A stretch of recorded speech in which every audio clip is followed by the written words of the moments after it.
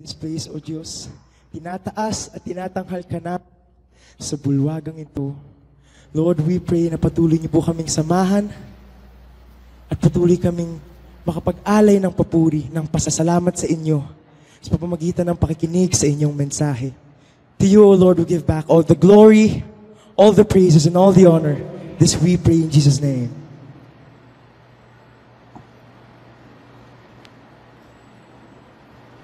Colossians 3:15. Let the peace that comes from Christ control your thoughts. Ang kapayapaan na tanging kay Kristo nagmumula ang marapat na maghari sa ating isip. Quiet your troubled mind. Paano nga ba pinapayapa ang naguguluhang damdamin, nalilitong isip at nababalisa?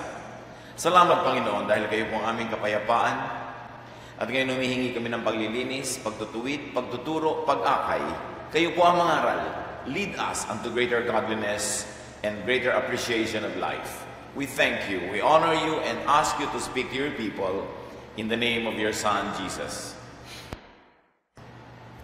1 Kings 19, 3-9, isa sa mga lagi nating binabalik-balik ang kwento dahil napakaraming leksyon. Elijah was afraid and ran for his life. He came to a broom bush, sat down under it, and prayed that he might die. I had had enough, Lord, he said. Take my life. Then he lay down under the bush and fell asleep. All at once an angel touched him and said, Get up and eat. He looked around, and there by his head was some bread baked over hot coals and a jar of water. He ate and drank and then lay down again. The angel of the Lord came back a second time and touched him and said, Get up and eat, for the journey is too much for you. So he got up and ate and drank. Strengthened by that food, he traveled 40 days and 40 nights until he reached Horeb, the mountain of God. One of the greatest prophets of all time, Elijah, was very depressed. Marami sa kanyang mga kasamahang propeta ang ipinapatay ni Queen Jezebel. At binantaan siya ng reynang ito na ipapapatay din siya at kasunod na siya. Nagtatakbo siya, tumakas, nagtago.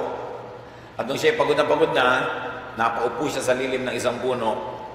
At sinabi niya sa Panginoon, patayin niyo na po ako.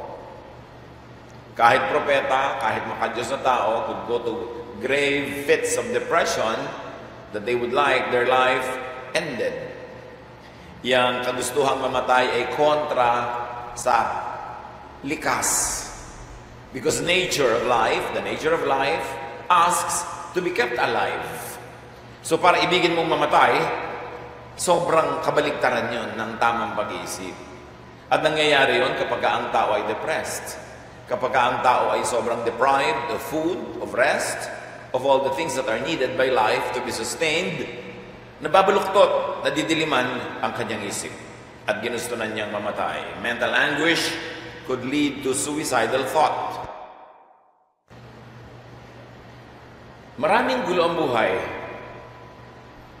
Maraming pampagulo ng isip. Maraming kabalisahan. To have a troubled mind is torture. Wala na yatang hihigit pa na pahirap sa tao, kundi yung hirap ang isip. Nagtatakot, nalulungkot, nagdadalamhati, nangangamba, nagsiselos, kung ano-ano. Nasa loob ng napakaliit na bungo natin, ang buong daigdig, ang buong pananaw natin sa buhay, at pag yan ay magulo at madilim, bawat bahagi ng ating buhay ay apektado. Thoughts, feelings become blood chemistry. Napakarami na naging pag-aaral ng siyensya na pinapatunayan na pag ikaw ay nag-iisip, yung uri ng pag-iisip mo nakaka-epekto sa blood chemistry. Kaya subukan mong magalit, tumataas ang blood pressure. Subukan mong matakot, naiiba ang blood chemistry mo. In fact, pagka-stressed ang tao, tumataas ang blood sugar kahit walang kainin na sugar. Ang damdamin, ang nadadama, nakaka-apekto sa ating blood chemistry, sa ating body chemistry, therefore sa ating physical health. So kailangan masanay at gumaling ang tao sa pagpapapayapa ng loob, sa pagpapatahimik ng sariling isip. Ano ang mga bumabalisa sa inyo? How can we quiet our troubled minds? How do you quiet your troubled mind? Paano nga ba pinapayapa ang isang isip na naguguluhan? Paano pinapatahimik ang loob? Rest your body. Magpahinga. Tulad nitong propetang binasa natin ng kwento, sobra kasi pagod eh. Kahit pa ang galing-galing mo, kahit maka-Diyos ka pa, pag sobra kang pagod, bumabaloktot din ang iyong isip.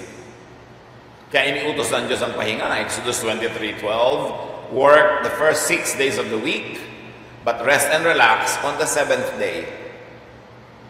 Hindi importante kung saang araw tumapat yung pahinga mo.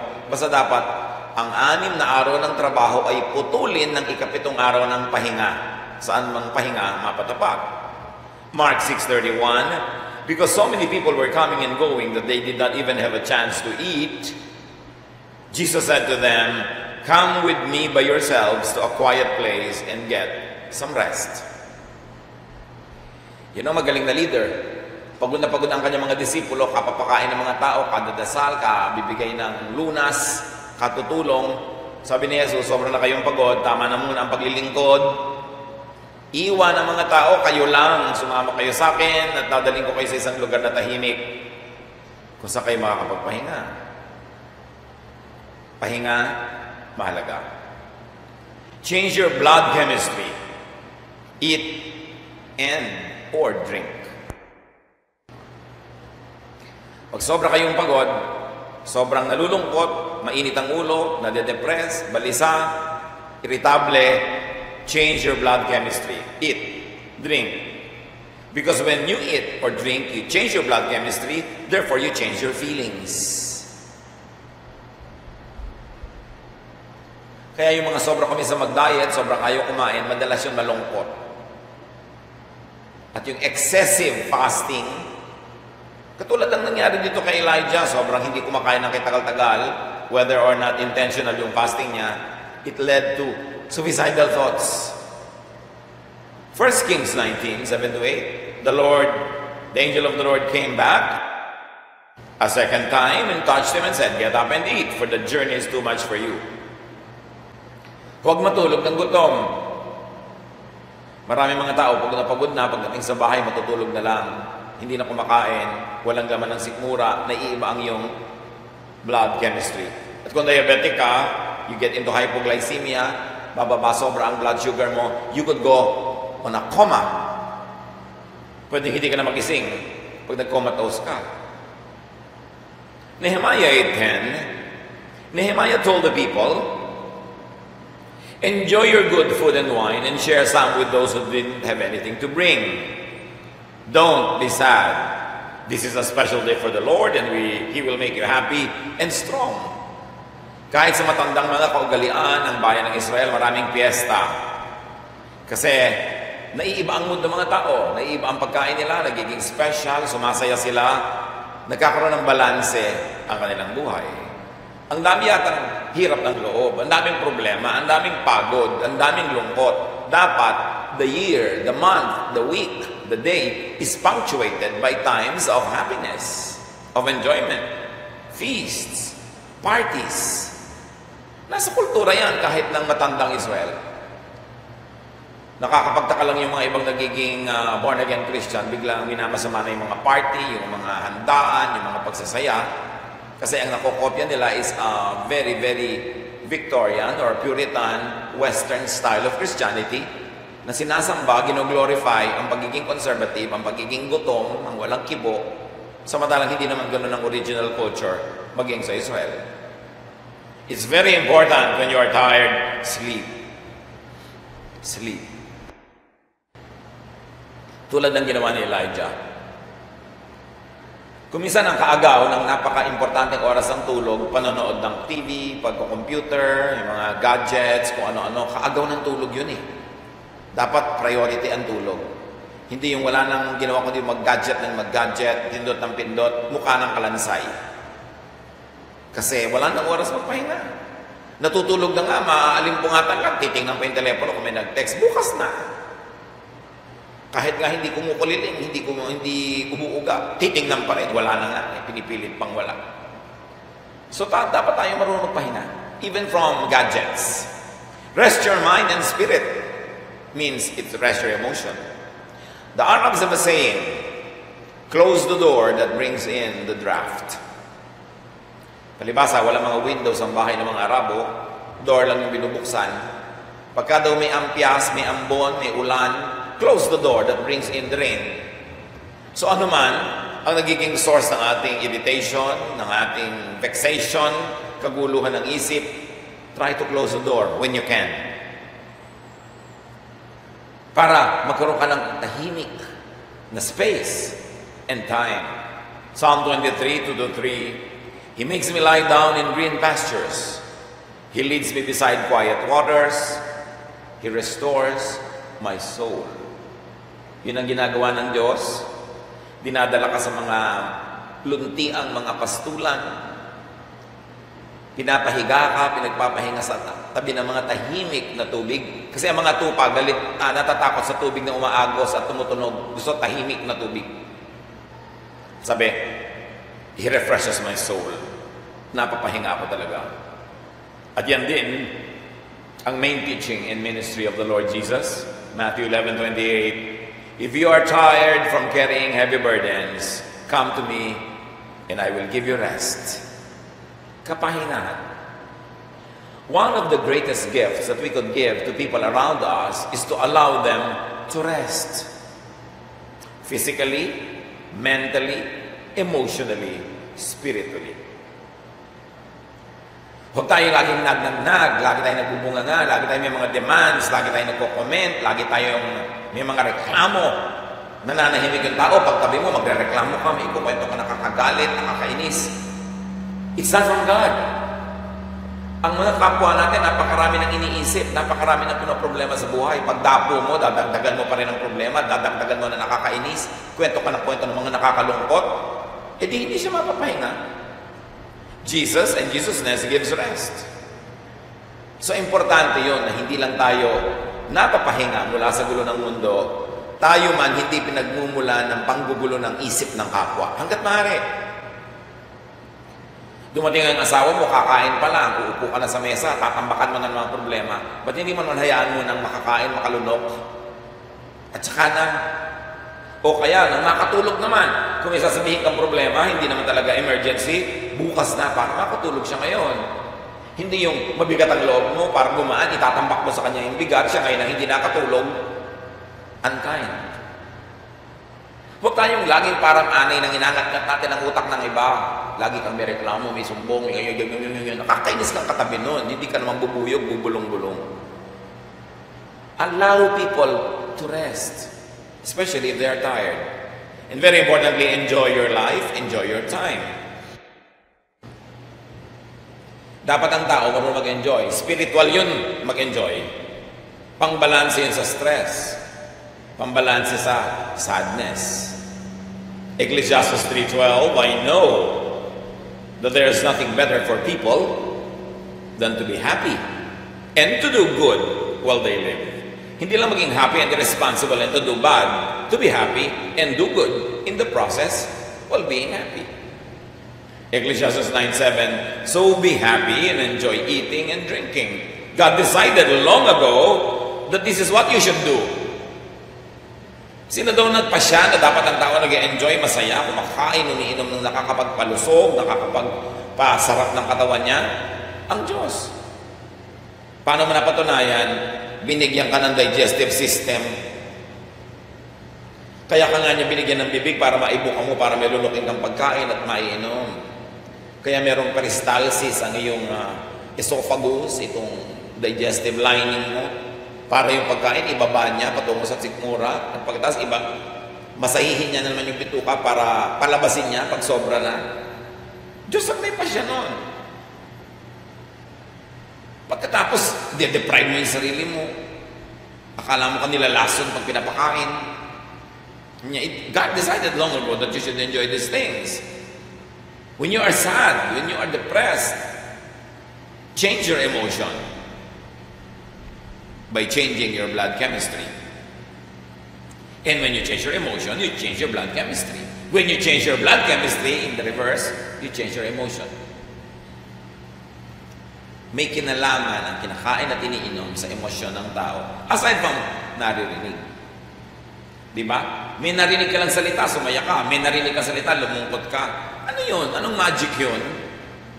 Sound waves arranged into words enter your eardrum, gets heard by your brain, gets decoded, the meaning is assigned by the brain, and the meaning that the brain derives from what is heard can make you happy or sad. Pag may nagsabi sa'yo, I hate you, mahal mo siya, ang sakit. Sinabi naman, I love you, ang sarap. Bakit nangyayari yun? Nadinig mo lang yun, naiba na yung emotion mo. Because thoughts affect your body. Thoughts can make you healthy. Thoughts can make you sick. Pero pag ang lagi mong iniisip, nakakalungkot, nakakapagpasama ng loob, nakakapagpaduda, nakakapagpatakot, magkakasakit ka talaga. Mahalaga kung paano nag-iisip ang tao dahil itong utak ang factory ng lahat. Yan ang factory ng ating emotion, yan ang factory ng ating kalusugan. Pinipili ang nadidinig at alang-alang sa kapwa, pinipili din ang sinasabi. Hanggat maaari, huwag ka magsalita nung nakakasakit. Kasi pag nasaktan mo ang damdamin niya sa pamamagitan ng iyong salita, nasisira ang kanyang kalusugan. Napakadiretso, direct ang correspondence, ang relationship ng thought and health. Kaya napakaraming lagi nalulungkot, patuloy na nalulungkot, natatakot, nalulungkot. Di ba kung minsan nababaliw? Tapos nangangayayat. Bakit ka nangangayayat? May ang asawa ko, ay naku, ayan na nga. Malaki talaga magpapayat at magpapangit ang asawa ang nagtataksil. Nakaka-depress, naiisip mo lang na gano'n. Wala ka nang ganang kumain. Hindi ka matunawan. So why cause sickness among people who love you? So meron tayong pananagutan to be faithful, to be kind, para pare-pareho tayong lumusog.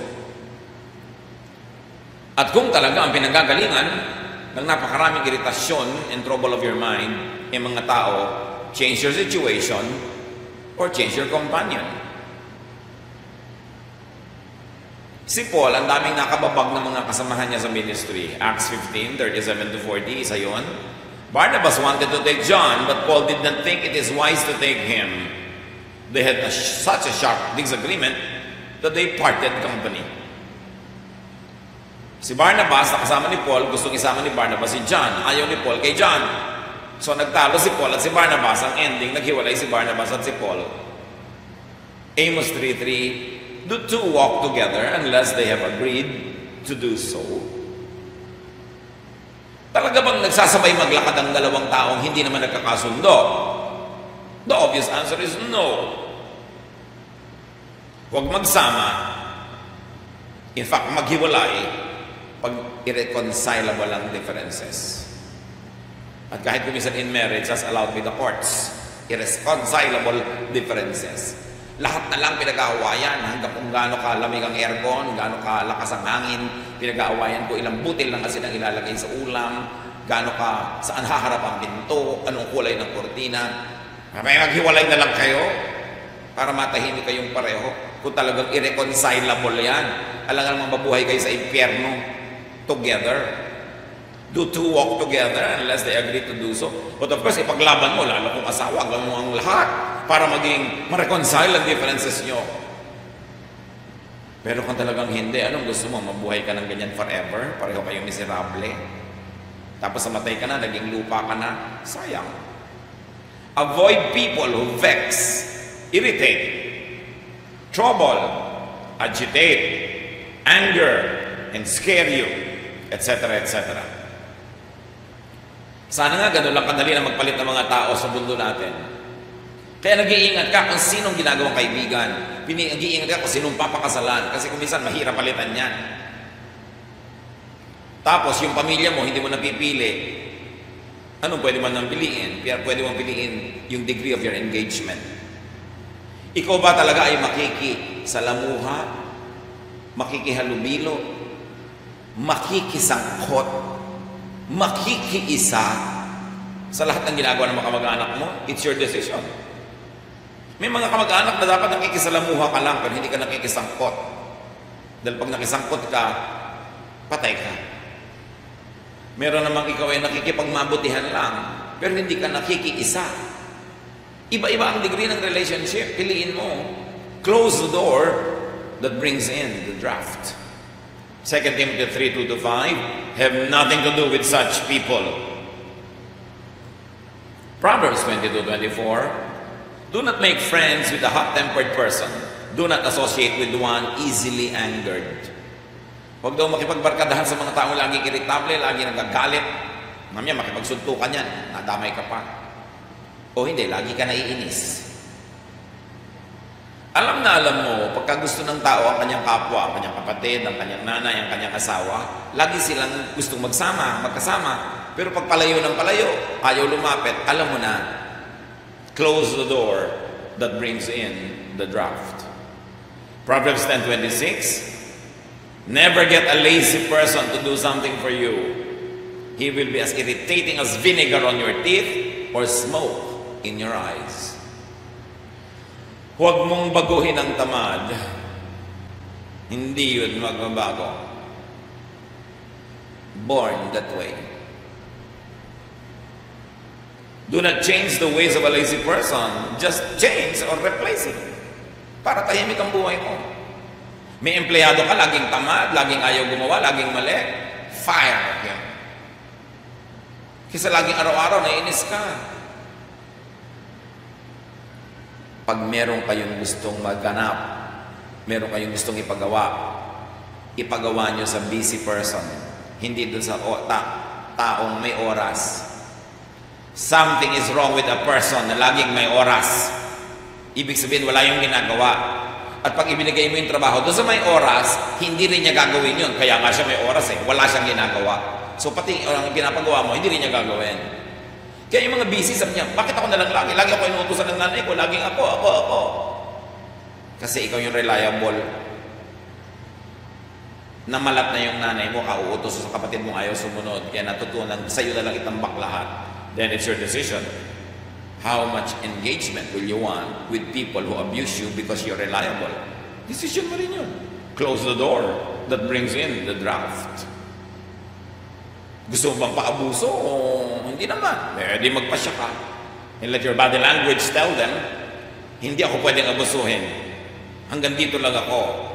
Meron akong gagawin pero merong hindi. Dapat binibigyan mo yung ganong language para hindi ka lagi ma-stress tapos ikaw ito nagbibigti. Dahil sobra ka na stress ng kapwa mo. Tigilan nyo na ang kahihimok sa mga batugan. Mapapagod kayo. Kaya pagka mga tao nag-a-apply ng trabaho, tinitingnan agad ng interviewer. Anong ginawa mo the last year, the last 2 years, the last 5 years? Kasi kung wala kang ginawa, hindi ka nila i-hire. Sasabihin nila, unless you were sick, or unless you had a lot of money, nagbakasyon ka dahil you earned it, what's wrong with you? But wala kang ginagawa this past 3 days, past 3 years, past 3 months. So, marami mga taong mapapagod ka lang pag binago mo pa, hindi naman nagbabago. Palitan mo na lang hanggat pwede. Be with people who soothe your nerves, who relax you. And even very especially, pag may nagtatanong sa akin, Tito, sino po ang pwede kong magandang pakasalan among the choices? Everything being equal. Lagi ko sasabihin, the one who makes you laugh. Marami kang pagdurusang makakalimutan, basta napapatawa ka. Maganda yung masarap kasama, yung maluwag. Hindi yung lagi kayo nagtatalo, lagi kayo naghahanap ng pag-aawayan. Dapat masaya, tawanan kayo. Ang dapat kasama yung humuhupa ang loob mo, tumatahimik. 1 Kings 16:23, whenever the evil spirit from God bothered Saul, David would play his harp. Saul would relax and feel better, and the evil spirit would go away. But of course, because David was gifted at playing music. Ngayon, meron namang pagkakabanta sa iyo ng my way, nababaril mo pa. Di ba? So, dapat hindi ka rin naman kanta ng kanta kung hindi ka naman nakakasoothe. Kundi nakakasusot ka pala, sabi nga sa Laguna. Dapat nakakasoothe. Yung pagdarating ka sa buhay ng tao, papasok ka sa kwarto, you brighten up a room just by entering it. Hindi yung biglang nagkaka-horror dahil dumating ka. Kasi lagi kang may sumbong, may galit. It's important. 2 Corinthians 7:6, God who comforts the downcast, comforted us by the coming of Titus. Sabi ni Pablo, regalo ng Diyos si Titus. Nung ipinadala siya sa amin at nakasama namin, guminhawa ang buhay. Ginhawa ba ang buhay na dinadala natin sa ating kapwa o hirap? Gift ba tayo o curse? Mahalaga yung may laughter, masaya. At nangyayari lang yun kung ang tao nagpaparaanan, nagpapalampasan. Pag masyado kang OC, pag masyado kang maburiri, pag masyado kang madetalye, siguradong hindi ka masarap kasama. Kasi perfect ka at ina-expect mo perfect din ang lahat. Relax. Ecclesiastes 10:19, a feast is made for laughter. And that is what should punctuate our life. Laughter. So feast, dine, have company. Pero yung kumakain ka, ang kasabay mo, nag, reklamo ng reklamo, ang hirap lumulon. Mahirap mag-digest ng food. So change the situation, the companion even when you can, or accept your situation, your companion, that cannot be replaced. May mga tao at may mga sitwasyon na hindi pwedeng palitan, at least for now. Anong gagawin mo? Magre-reklamo ka araw-gabi? No. Turuan mo sarili mo tanggapin yun para ka matahimik. Change people, and when you cannot do that, change your attitude. Change your mind. Psalm 131 verse 2, but I have calmed and quieted myself. Like a weaned child, I am content. Sabi niya, natutunan kong patahimikan ang sarili ko parang bata na inawat sa pagsuso sa kanyang ina, na sa una balisa-balisa, pero pag natanggap na niya na hindi na siya magbe-breastfeed, tahimik na siya. Sabi niya, ganun ako. Tahimik na ako. Kayo ba tahimik na? Tinuruan niyo na ba sa sarili niyong tumahimik na ito sa mga bagay na hindi niyo naman mababago? O hanggang ngayon, umpog pa ng umpog ang ulo niyo sa pader, wala rin namang nagbabago. Wala pa rin kayong tigil ng pagpupunyagi, hindi naman naiiba. May bagay na binabago, may bagay na tinatanggap para tahimik ang loob mo. Philippians 4:11, I am not complaining about having too little. I have learned to be satisfied with whatever I have. So, ganun lang naman ang buhay. Get what you like, or like what you get, para ka masaya. So change your mind, change your thoughts. Romans 12:2, do not conform to the pattern of this world, but be transformed by the renewing of your mind. Gusto mong baguhin ang mundo, hindi mo magagawa yon. Ang baguhin mo yung pag-iisip mo tungkol sa mundo. At yung pakikipagtalastasan mo, your correspondence with the world, that's what you change. Change the focus of your thoughts. Yun yung sinasabing, some people see the glass as half full, and some people see the glass as half empty. May isang baso kalahati ang laman. Yung negative thinker, sasabihin niya, kalahati na ang ubos. Yung positive thinker naman, sasabihin niya, may kalahati pa natira. The same glass, the same content, magkaibang pag-iisip. Magiging iba ang pananaw mo sa mundo. Saan ka titingin? Sa mga nakakainis, sa nakakapagpasaya? It's your choice. Colossians 3:2, set your minds on things above, not on earthly things. Things that make you feel good, not things that make you feel bad. Things that elevate and edify you, not the things that minimize and diminish you. Philippians 4:8, whatever is true, noble, right, pure, lovely, admirable, if anything is excellent or praiseworthy, think about such things. Think of your husband, your wife, your mother, your father, your son, your daughter, your friend, your classmate, whoever, office mate. Think about what is true, noble, right, pure, lovely, admirable about that person. Not the ugly, not the bad. Kasi inside everybody, there's some bad and there's some good. Where do you look at? It will determine what emotions you will have. And it will determine what kind of physical health you will enjoy or suffer from. Ngayon, para tahimik ang buhay, kuminsan kaya ka naguguluhan kasi alam mong hindi mo ibinibigay ang best mo, may duty ka, hindi mo ginagawa, may standard, hindi mo inaabot. Para tumahimik ka, satisfy standards for your contentment and peace. Tindera ka, alam mong dapat tama ang timbang ng itinitinda mong asukal, edi itama mo para tahimik ang loob mo. Naglilingkod ka, alam mong dapat maglingkod ka ng 8 or 9 hours sa office, edi ipaglingkod mo, hindi dinadaya mo yung oras mo. Satisfy the standards expected by heaven, by the company, and by every decent person. Romans 13:7, pay all that you owe, whether it is taxes and fees or respect and honor, para hindi ka nagdadalawang loob, hindi ka natatakot. Huwag ka mandaya para huwag kang matakot. Huwag kang magtaksil sa asawa mo para hindi ka nervous na mabisto. Huwag kang umabsent sa klase para hindi ka matakot na bumagsak. Gawin mo yung tama para tahimik ang loob mo kasi para walang multong hahabol-habol sa'yo. Kasi lahat ng maling ginagawa natin para mga multong hahabol-habol sa'yo kahit saan. So do not invent your ghosts that will chase you everywhere. Gusto mo palang tumahimik ang buhay, di itama mo ang buhay mo para tahimik. 1 Thessalonians 4:11, make it your ambition to lead a quiet life. Ayaw mong masakot sa gulo, huwag kang sumali sa gulo. Huwag kang sumali sa mga chismisan, mga kwentuhan. Be peaceful, be quiet. Alam mo naman ang dapat gawin para tahimik ang buhay. And if standards are impossible or troubling to satisfy, sabi mo, parang ang hirap namang sundin to.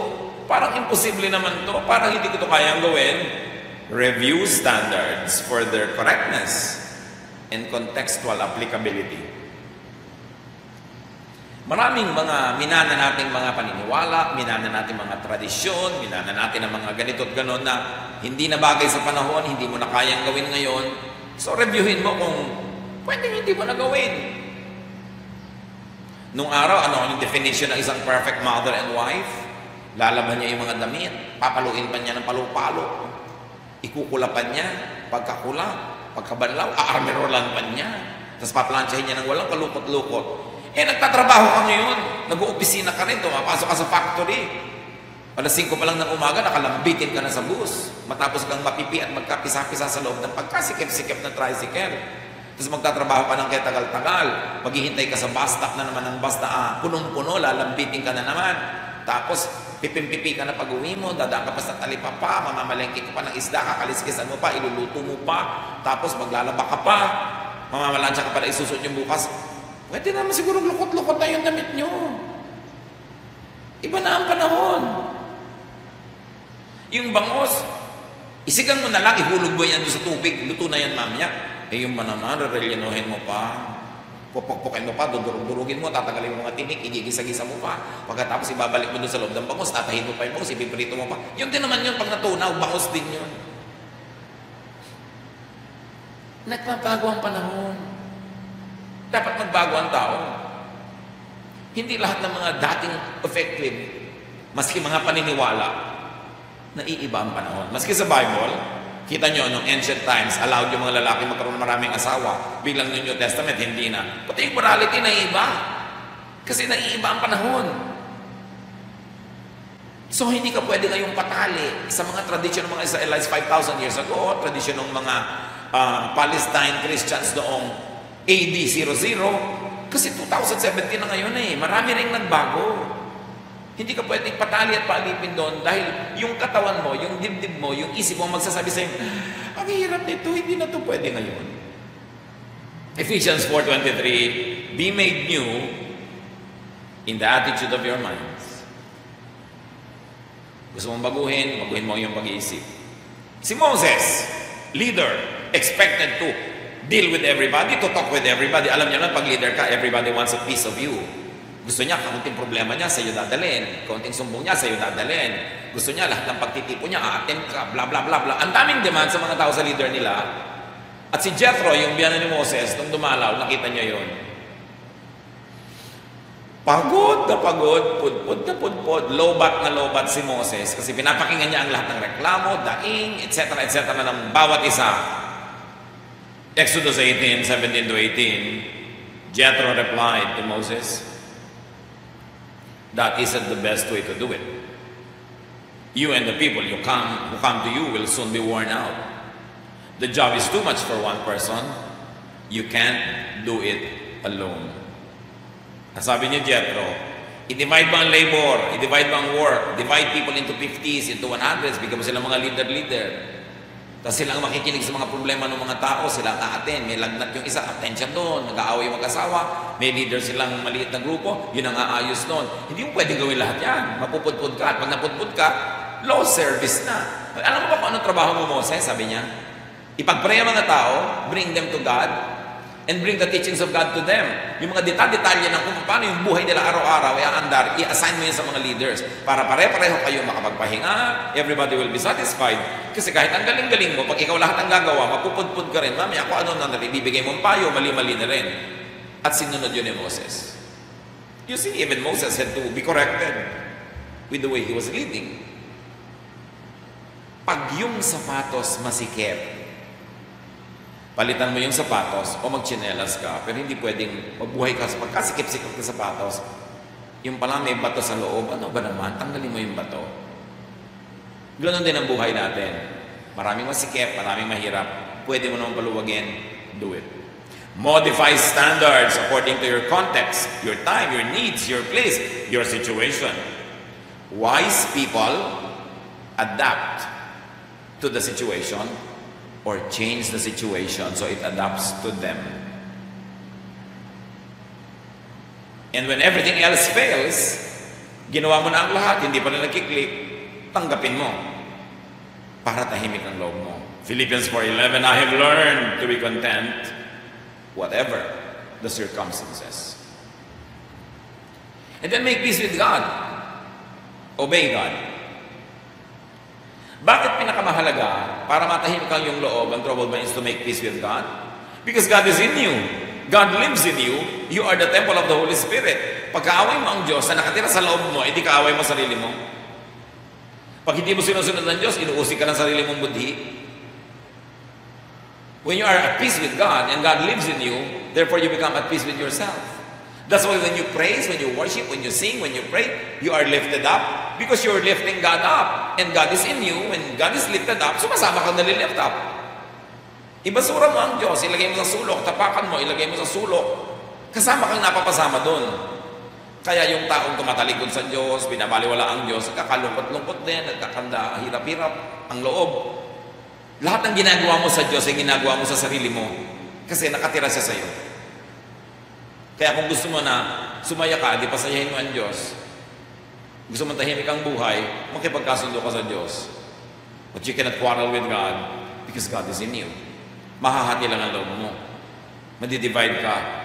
And a divided person should not expect any blessing from God. Deuteronomy 11:1. Love the Lord your God and keep His requirements, His decrees, His laws, and His command always. But really study, really review which religious teachings are really of God and which are just from humans. Maraming mga tao, especially religious people, religious leaders, umiimbento ng mga batas para padaliin ang kanilang pamumuno, para makontrol ang mga tao, at tapos sasabihin nila, sabi ng Diyos. Pero sila lang pala ang may sabi nun. But because they have authority, they have the office, they have the costume, people think that what they say is really said by God. So, re-reviewin mo rin. Sasabihin ba talaga ng Diyos yun? Iuutos ba talaga ng Diyos yun? Ganun ba talaga yun? Na merong isang ina na ang liit-liit ng kanyang kita, naghihingalo na yung kanyang anak, kailangan niya ipagamot, tapos sasabihin ng kanyang religious leader, yung tithe ha, unahin mo muna yan, magagalit ang Diyos sa'yo. Tatanong mo sa sarili mo, gano'n nga ba talaga yung Diyos? Hayaan ang maghikalo itong anak ko mamatay. Hindi ba pwedeng next month ko na ibigay yung tithe ko kasi sobrang need ko ngayon? Yung mga ganyang bagay, iniisip ng tao ha. Hindi ko mo sabi ng mga religious leader, sabi ng Diyos, reviewin mo, gano'n nga ba talaga ang Diyos? Padalas ko yung Diyos, nagmumukhang masungit, nagmumukhang masama ang ugali, nagmumukhang magagalitin, mapaghiganti. Yung leader lang pala yun. Review. Huwag niyong luluning buong buo ang sinasabi ng mga tao na sabi ng Diyos. Kasi napaka-convenient. Kumisan nga, di ba yung mga nanay? Okay, sabi ng tatay niyo, uwi kayo maaga. Wala naman sinasabi yung tatay. Siya lang pala yung nagpapauwi na maaga, pero hindi niya masabing siya yung nagsasabi. Sabi ni boss, ganito gagawin mo. Pero hindi naman pala gaano kadali para sa mga religious people na gamitin din ng Diyos to promote their own selfish agenda. So dapat sinusuri ang lahat. Sundin. Pero tiyakin, may Diyos nga ang may sabi. Pero kahit Diyos ang may sabi, tapos hindi mo nasunod, nabigo ka, nabagsak, when you are unable to obey, seek and receive God's forgiveness. Nagpapatawad naman ng Diyos eh. Do your best, yung kulang, ilapit mo, ihingi ng habag. Psalm 32, 3-6. Before I confessed my sins, nung sinosolo, sinasarili ko lang, nananahimik ako sa aking mga kasalanan, my bones felt limp, and I groaned all day long. Night and day, your hand weighed heavily on me, and my strength was gone, as in the summer heat. So, I confessed my sins and told them all to you. And I said, I'll tell the Lord each one of my sins. Then you forgave me and took my guilt, took away my guilt. We worship you, Lord, and we should always pray whenever we find out that we have sinned. Then we won't be swept away by a raging flood. So, obey God. And in areas where you fail, confess. Seek God's forgiveness, seek God's restoration, and be happy. Sabi niya, nung ikinagkakaila ko pa yung kasalanan ko, hindi ko pinagtatapat, hindi ko inaamin, ang bigat-bigat ng langit nakadagan sa akin.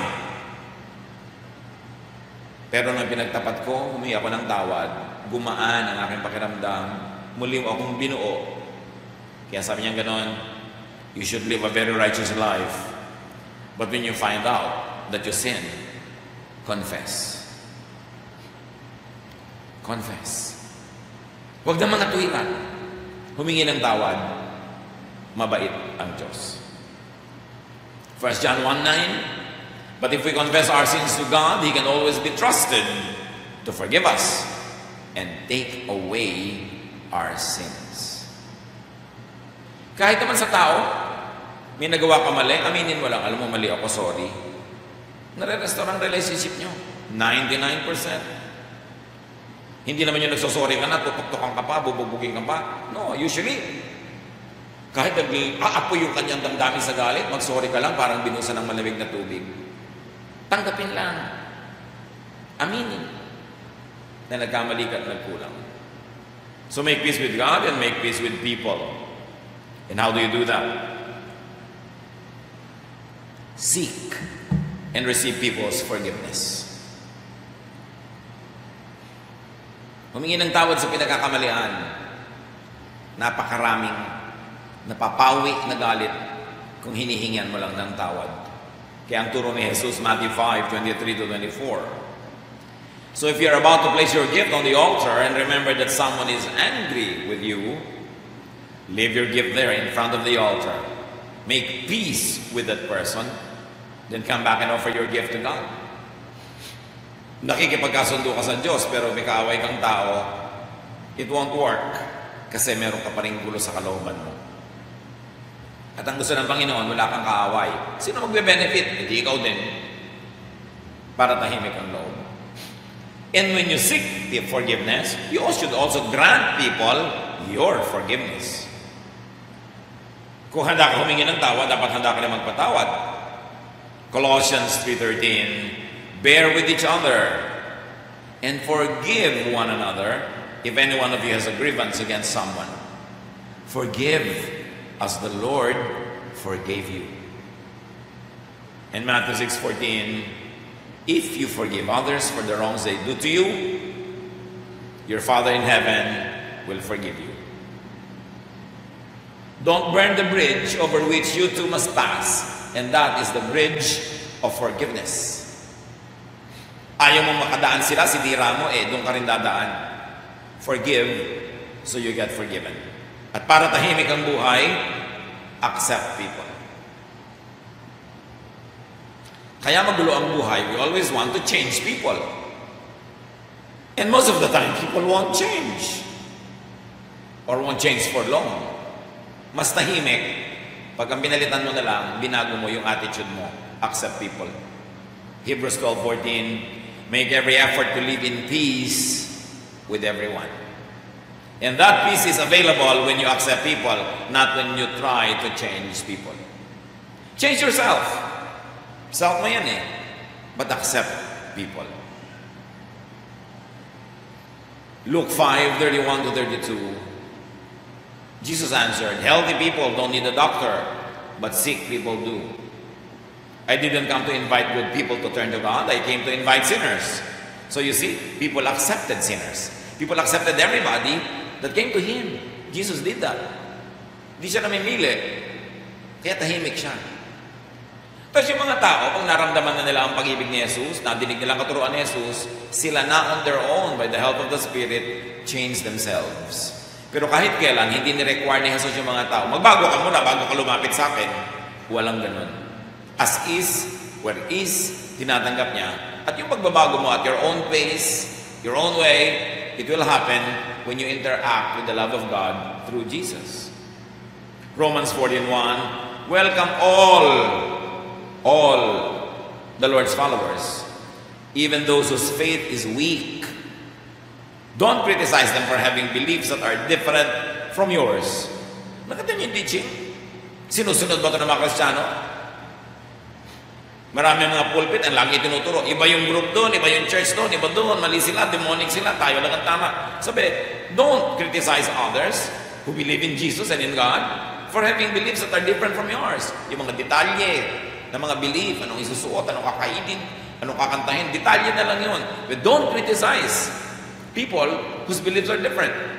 Welcome all the Lord's followers, even those whose faith is weak. Whatever weak faith means, it means weak ang compliance nila, weak ang pagsunod nila, hindi sila as perfect as you would like them to be. So niya, welcome all of the Lord's people. Dahil ang mga tao, iba-ibang degree, iba-ibang level ng spiritual development. Kung ikaw grade 7 na, baka siya grade 2 pa lang, tatalsik mo dahil grade 2 siya, grade 7 ka, ganun. O kaya papatalsikin mo isa dahil college level na siya, ikaw high school level. Accept all people, no matter what the degree of their spiritual maturity is. Yun ang nagbibigay ng peace. And of course, make peace with your spirit. Psalm 51:12, restore to me the joy of your salvation and grant me a willing spirit to sustain me. Para naman tahimik ka lang with your spirit, dapat tahimik ka with God. Kasi yung spirit ng God nakatira sa iyo, at yun na rin ang spirit mo. Because your spirit becomes one with God. Pagka hindi mo sinusunod yung spirit niya, yung spirit mo naman ang nalulungkot. Yung spirit mo naman ang nangihina. So change what you need to and can change, so that your spirit will be at peace. Psalm 51:10, renew a steadfast spirit within me. And as we have been saying all along, para tahimik ang loob, accept what you cannot change. Minsan may anak ka, ganito talaga. Born that way, accept. Yung nanay mo, ganun, born that way, accept. Kaya laging may giyera, because we're always trying to change everybody according to our taste and standard. Biglang world peace yan if you reverse it and accept people and change your attitude towards them. Pilit natin binabago yung hindi naman nagbabago, araw-araw tuloy tunggali, away, gera. Ecclesiastes 1:15, what is crooked cannot be straightened. What is lacking cannot be counted. Yung wala, wala talaga yon. Yung baluktot, sa tingin mo, baluktot talaga yon. Magigera lang kayo pag pinilit mong ibahin. Jeremiah 13:23, Can an Ethiopian change his skin? Or a leopard its spots? Nababago ba yung mga inborn nature? Hindi. Mapapagod ka lang na baguhin ang iba at baguhin ang sarili. May mga areas of life na tinatanggap, ipinapasa Diyos dahil Diyos ang lumikha sa ating lahat. Romans 7:25, this then is my condition. On my own, I can serve God's law only with my mind, while my human nature serves the law of sin. Sabi ni Pablo, ito ang totoong kalagayan ko. Nakakasunod lang ako sa Diyos sa isip, pero sa gawa, hindi naman talaga. Natanggap din niya yon. Sabi niya, salamat may Jesus na nagpapatawad. Salamat may Jesus na nagtatakip sa aking mga kakulangan, naghuhugas sa aking mga kasalanan, bumubuo sa aking mga kasiraan.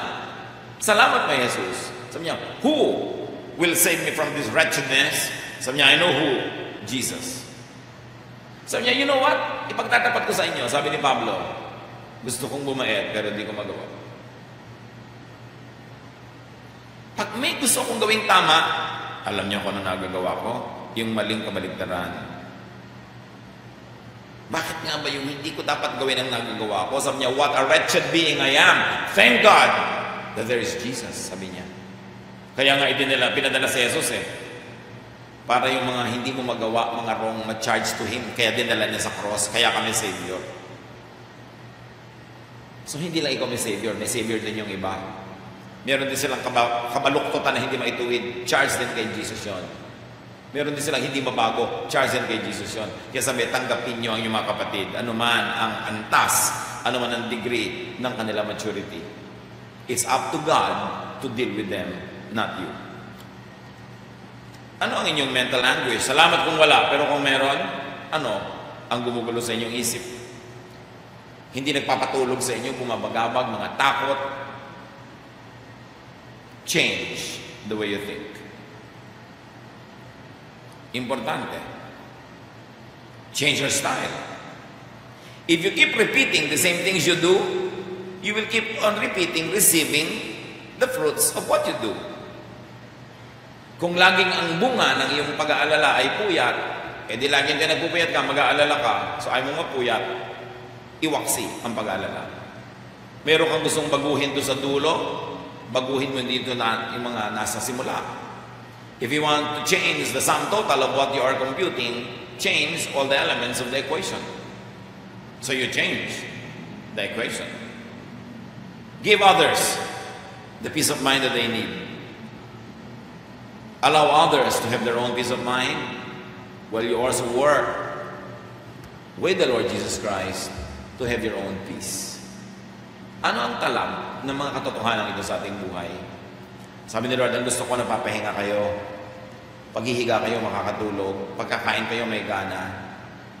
Mabuhay kayong may laughter, may saya, payapa, tahimik. Yan ang gusto ko para sa inyo. At sigurado gusto nyo rin yan. Pero, yan ba ang ginagawa nyo? Kasi nangyayari sa buhay natin ay bunga lang ng ginagawa natin. So kung hindi mo gusto yung bunga, palitan mo ang ginagawa mo. Gusto mong palitan ang ginagawa mo, palitan mo ang pag-iisip. It all begins and ends in the mind. Lord, be the Lord of our mind. Maghari kayo sa aming isip. Sa paraan ng pag-iisip, sa pangangatwiran, bigyan nyo kami ng katwiran, hindi kabaluktutan. Liwanag, hindi dilim. Turuan nyo kami, Lord, para lumaya kami sa mga maling pag-iisip na nagiging bunga, gumugulong aming isip, naapektuhan ang aming katawan, nakakasakit kami. At kuminsan, nakakasira kami sa kapwa. Deal with us, O Lord. Teach us to change the way we think, to change our hearts, to change our minds, according to your love, according to your way. Pagbulay-bulayan natin ang kahulugan nito sa ating buhay.